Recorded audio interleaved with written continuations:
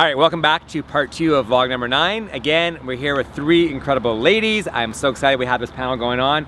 So we've just been talking about nutrition and health and psychological ways to deal with COVID. And we were just mentioning the fact of trying to avoid all that sugary stuff. And Deb just gave some great information. So do you guys want to jump in about what we were just talking about and kind of pick it up? Sure.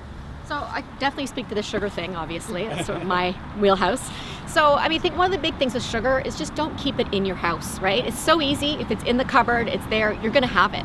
So that's why always my first recommendation is purge. Get rid of the garbage and replace it with something that you enjoy that might still be sweet. So I focus on natural sweeteners, coconut sugar, maple syrup, stevia is great, xylitol, erythritol, those types of things. So, and you can substitute those in recipes for regular sugar. They don't give you that blood sugar rush and the insulin rush and all the other cascade of negative effects. So that's the one thing. In terms of the kids, I get them involved. Get the kids helping you cook and bake. Have them get on the internet. They are incredible users of the internet. Yeah. They will be able to find good recipes and talking them through. What does a good recipe look like? Okay, we want something with less sugar, or we want something that has maple syrup instead of sugar, and get them in the kitchen, baking with you. Energy balls are a fabulous little snack. They're a little treat. They taste a little bit sweet. There's so many recipes out there, and they're actually a really good alternative to having a sweet food. Okay, but what happens when Bessie comes by with the big tray of chocolate chip cookies and the Christmas cake and all that good stuff? Yeah. And right. It's okay to indulge a little bit. The problem is when you indulge too much, then it's a downward spiral. Right. So set your expectations for the day. Okay, so today, dinner time, we're having dessert. And we're gonna have Aunt Bessie's amazing chocolate chip cookies. Or we're gonna buy that chocolate cake and we're gonna enjoy it, we're gonna love it, and then we're gonna move on. But we're not keeping a whole bunch of it in the fridge or the freezer or the cupboard, because then you're just gonna constantly be eating it every day. And that's where you run into trouble. And indulgence once in a while is fine, and especially around the holidays, it's okay. But yeah, continuing to do it all the time is just gonna be, you're gonna suffer, right? You're gonna gain weight, you're gonna feel like crap, your immune system's not gonna work, and mentally, you get this crash, right? Highs and lows, and we wanna try to even that out. And the baking idea is a great one, like in terms of talking about activities and things. That might be something you've never done with your kids before. So instead of focusing on what they've always done, hockey 8 times a week and whatever, maybe instead, because they can't do that, let's try baking. Let's try doing something we've never done before. Yeah. Well, let's try cooking. Let's make a meal together. Yeah, right. Get them off the screens too, right? On the meal note, we've been testing out all the different food delivery, the boxes for making meals, like Good Food and HelloFresh, and part of it, I do that for my clients. Right. What an amazing experience it's been for my family. I've got my kids now cooking dinner. Right. Because it comes in a box. They can be involved in, hey mom, I want to pick this week, this week, this week. So they help pick the meals for the week, and then we've assigned days to the kids. Okay, Monday is my daughter's day. You're on for dinner, so that when we're all finished our work and our school day, she's in the kitchen cooking dinner. And they are really easy to do. They're great recipes, and it's really been life-changing for her. Right. So yeah, that's a great suggestion. Okay, and then then you get back to the exercise part of it, right? It's like, and there's little things you can do, right? I mean, it's not like you have to do like a crazy intense 1 hour, like dripping in sweat, crazy workout, but yeah. Prior would, you have to change your mindset going into the winter, going outside. So prepare yourself, prepare your kids, gear up, and get outside. Get outside with your kids, throw snowballs at their heads, have fun with it, enjoy it. Do something in the leaves, but you gotta get outside. You cannot stay in your house. There's only so many forts you can build. Right? So, and that it also starts like as the parent, it's really hard time. Yeah. So you've got to mentally prepare yourself and then get excited for it for your kids. And that's so important to get outside. And this is the biggest issue too, is like, is the kids coming home and like, they come home, it's dark.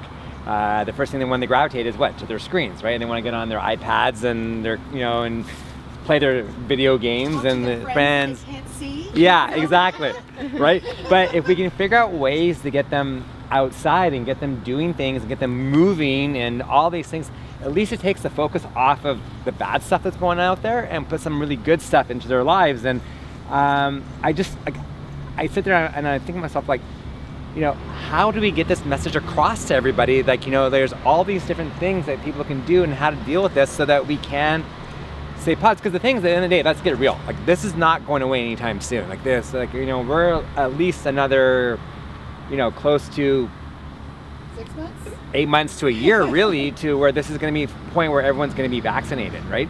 So we got to come up with lots of different ways to deal with the issues at home. And that's why I think this discussion is so cool and so important, that, you know, we can have this and showcase this to everybody, to give them some really amazing advice from 3 incredible people that can just offer up so much. And, you know, and then there's the parental part, the psychological part of it too, because then you're like, I'm home with my kids, yeah, I'm not getting a break, you know, I can't go out for a dinner because I can't go anywhere. So like, what, like, you know, from the parents' perspective, what do we do?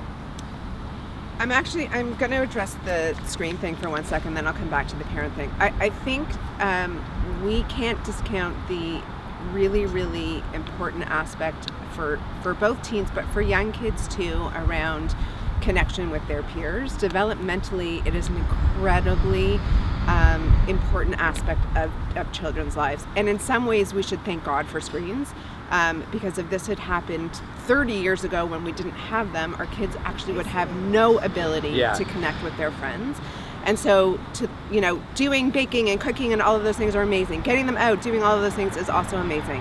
But having them connect with their friends, particularly as they're, you know, teenagers until they're young adults, to have them be socially isolated is actually the worst possible thing for them. So they actually need screen time. Right. And they need to be able to FaceTime with their friends and be able to chat without our involvement, without us hovering, without us saying, go outside, whatever, because really they just want to be with their friends. And that's the one place where they actually safely can be. So provided, you know, there's But rules around that. but I mean, they can still go out and go for a walk with their friends as long as they stay socially distant, right? So, which is still allowed. I mean, so again, it gets back to getting outside and getting active and doing things. They can, you know, if we do get snow, they can go to the park and they can have big, massive snowball fights and, you know, do whatever.